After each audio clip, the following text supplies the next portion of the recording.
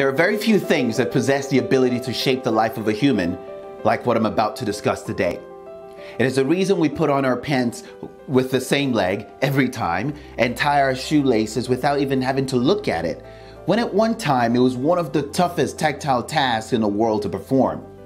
It is the reason a basketballer licks the ball every time they're about to make a shot, or a baseballer touches his helmet the same way before a pitch, or why some people need their coffee every morning before it's even safe to talk to them. Can you guess what it is that I'm referring to by now? If you guessed habits, you would be right. You see, we all live in a world dominated by our habits, and in fact, over 90% of our daily actions are a function of our habits and require very little to no conscious intervention from us. As in the case of driving home from work or school, our habits are adopted to ensure the accuracy of our actions, reduce fatigue, and minimize conscious participation from the brain in order to save energy. This is the very genius of our nature. But the problem is, habits can be just as problematic than they are helpful. And I know you're probably thinking of bad habits and vices like addiction. Yeah, you'd be partially right, but that's not what the focus of this video is today. What I wish to speak about are habits of thinking that keep people where they are. You see, the great William James of Harvard speaks of habits as the great flywheel of society.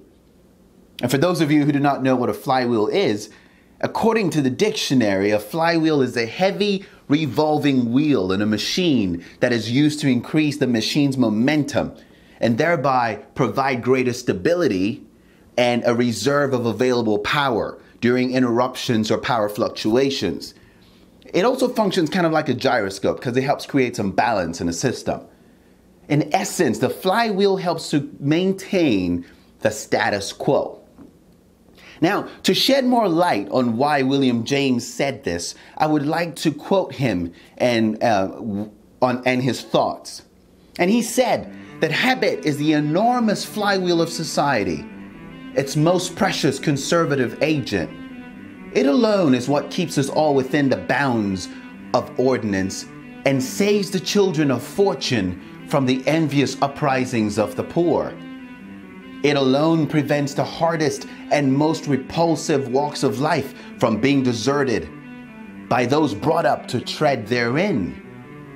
It dooms us all to fight out the battle of life upon the lines of our nurture or our early choice, and to make the best of pursuit that disagrees with us because it is too late to begin again. It keeps different social strata from mixing, and already at the age of 25, you see the professional mannerism settling down among the young commercial traveler, on the young doctor, on the young minister, or on the young counselor at law.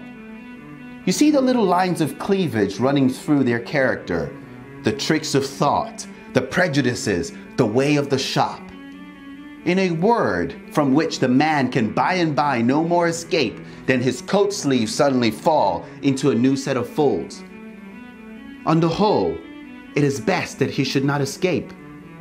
It is well for the world that in most of us, by the age of 30, the character has set like plaster and never to soften again.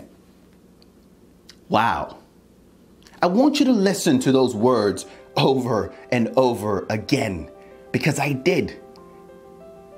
Now, when you do, then examine your current affairs and position in life. Are you satisfied? Or have you settled due to the formation of habit and momentum? And like a flywheel, what momentum are your habits creating in your life?